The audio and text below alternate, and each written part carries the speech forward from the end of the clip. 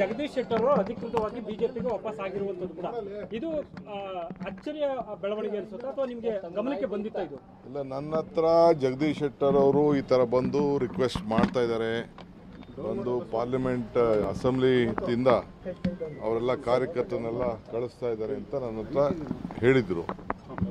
ನಾನು ನಿನ್ನೆ ಬೆಳಗ್ಗೆ ಕೂಡ ಅವ್ರ ಹತ್ರ ಮಾತಾಡಿದ್ದೆ. ನಾನಂತ ಕೆಲಸ ಮಾಡೋದಿಲ್ಲ, ನಾನು ಹೋಗೋದಿಲ್ಲ.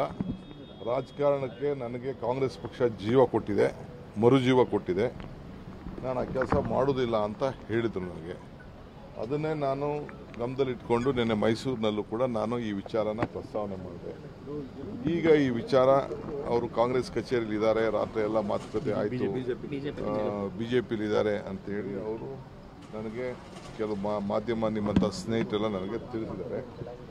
ಸೊ ನಾವು ಕಾಂಗ್ರೆಸ್ ಪಕ್ಷ ಒಬ್ಬ ಸೀನಿಯರ್ ಲೀಡರ್ ಅಂತ ಹೇಳಿ ಗೌರವದಿಂದ ಅವರೇ ಹೇಳಿದ್ರು ನಮಗೆ ಆ ಪಕ್ಷ ಒಳ್ಳೆಯದಲ್ಲ. ಮೊನ್ನೆ ಕೂಡ ಅನೇಕ ಸ್ಟೇಟ್ಮೆಂಟ್ಗಳನ್ನು ಅವರು ಕೂಡ ಕೊಟ್ಟಿದ್ದಾರೆ. ಬೇರೆ ಬೇರೆ ಸ್ಟೇಟು ಈ ರಾಮ ಮಂದಿರದ ವಿಚಾರದಲ್ಲಿ ಇರ್ಬೋದು, ಬೇರೆ ಬೇರೆ ವಿಚಾರದಲ್ಲಿ ಯಾವ ರೀತಿ ಬಿಜೆಪಿ ದುರುಪಯೋಗ ಮಾಡ್ತಾ ಇದ್ದಾರೆ ಅಂತೆಲ್ಲ ತಿಳಿದಿದ್ದಾರೆ.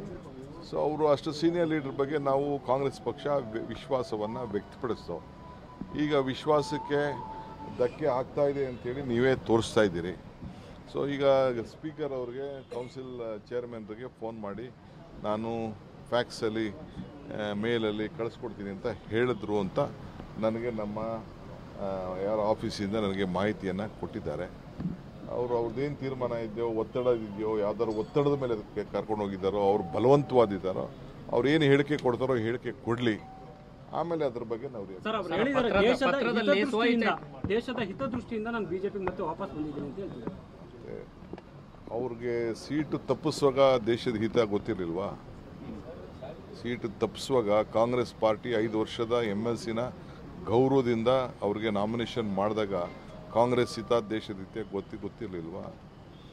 ಅವ್ರು ಏನು ರಿಯಾಕ್ಟ್ ಮಾಡ್ತಾರೆ ನೋಡ್ಬಿಟ್ಟು ಪತ್ರದಲ್ಲಿ ಸ್ವ ಇಚ್ಛೆಯಿಂದ ರಾಜೀನಾಮೆ ಕೊಡ್ತಾ ಇದ್ದೀನಿ ಅಂತ ಬರೆದಿದ್ದಾರೆ. ಎಲ್ಲರೂ ಸ್ವ ಇಚ್ಛೆಯಿಂದನೇ ಕೊಡೋದು. ಬಲವಂತವಾಗಿ ನೀವು ಹೇಳಿದ್ರಿ ನನಗೆ ಯಾವುದೋ ಸಿದ್ಧ ಅಂದ್ಬಿಟ್ಟು ಯಾರೋ ಚಾಕ್ಲೇಟ್ ಸಿಕ್ತು ಅಂತ ಕೊಡ್ತಾರಾ? ಎಲ್ಲ ಸ್ವ ಇಚ್ಛೆ.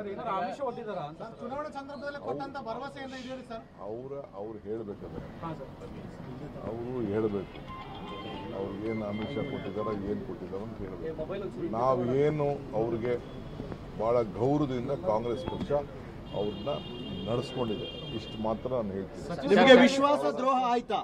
ಅವರ ಆತ್ಮ ಎಲ್ಲರಿಗೂ, ನನಗೂ ಒಂದು ಆತ್ಮಸಾಕ್ಷಿ ಇರ್ತದೆ, ಅವ್ರಿಗೂ ಮಾತು ತಪ್ಪಿದ್ದಾರೆ ಜಗದೀಶ್ ಶೆಟ್ಟರ್. ಯಾಕಂದ್ರೆ ಕಾಂಗ್ರೆಸ್ ಅವಮಾನ ಆಗಿದೆ ಅಂತ ಅನ್ನುವಂತ ಮಾತನ್ನ ಪದೇ ಪದೇ ಅವರು ಹೇಳ್ತಾ ಇದ್ರು.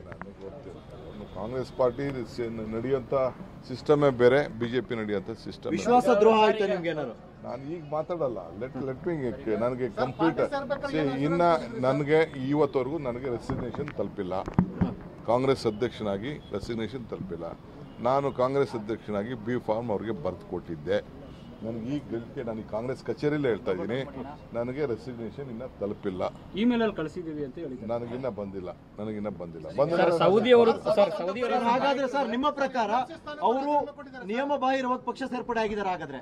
ಈಗ ಬೇಡ, ಈಗ ನಾನು ಈಗ ಯಾಕೆ ಮಾತಾಡಲಿ, ನಾನು ಆಮೇಲೆ ಮಾತಾಡ್ತೀನಿ. ಇದು ಡಿ ಕೆ ಶಿವಕುಮಾರ್ ಅವರ ಮಾತು. ಡಿ ಕೆ ಶಿವಕುಮಾರ್ ಅವ್ರಿಗೆ ಎಲ್ಲೊಂದು ಕಡೆ ವಿಶ್ವಾಸ ಇತ್ತು, ಯಾವುದೇ ಕಾರಣಕ್ಕೂ ಬಿಟ್ಟು ಹೋಗಲ್ಲ ಅಂತ. ಮುಖ್ಯಮಂತ್ರಿಗಳು ಕೂಡ ಅದೇ ಮಾತನ್ನು ಹೇಳಿದರು, ಯಾವುದೇ ಕಾರಣಕ್ಕೂ ಬಿಟ್ಟು ಹೋಗಲ್ಲ ಅವರು ಅಂತ. ಎಲ್ಲವೂ ಕೂಡ ಉಲ್ಟಾಗಿದೆ. ನಾವು ಅವ್ರಿಗೆ ಕಾರದ ಟಿಕೆಟ್ ಕೊಟ್ವಿ, ಆದರೆ ಅವರು ಸೋತರು.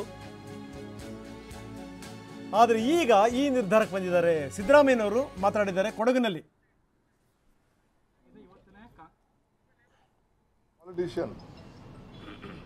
ಪಾಲಿಟಿಷಿಯನ್ ನಾನು ಯಾಕೆ ಬೇರೆ ಸಂಘ ಹಿಂಗೆ ಅಂತ ನಾನು ಯಾಕೆ ಮಾತಾಡಕ್ಕೆ ಹೋಗಿ? ನೋಡ್ರಿ, ಐ ಆಮ್ ಟೆಲಿಂಗ್ ಯು, ಯಾರು ಬಿಟ್ಟು ಹೋಗಲ್ಲ. ಜಗದೀಶ್ ಶೆಟ್ಟರ್ ಏನು ಹೋಗಿದ್ದಾರೋ ಅದು ಬೇರೆ ವಿಚಾರ. ಬೇರೆಯವರು ಜನ ಅವ್ರನ್ನ 35,000 ವೋಟಲ್ಲಿ ತಿರಸ್ಕರಿಸಿದ್ರು ಕೂಡ ನಾವು ಕಾಂಗ್ರೆಸ್ ಪಕ್ಷ ಭಾಳ ಗೌರವದಿಂದ ಅವ್ರನ್ನ ನಡೆಸ್ಕೊಂಡಿದ್ದೀವಿ. ಮಿಕ್ಕಿದ್ದು ಆತ್ಮಸಾಕ್ಷಿ ಮತ್ತು ಜನ ತೀರ್ಮಾನ ಮಾಡ್ತಾರೆ.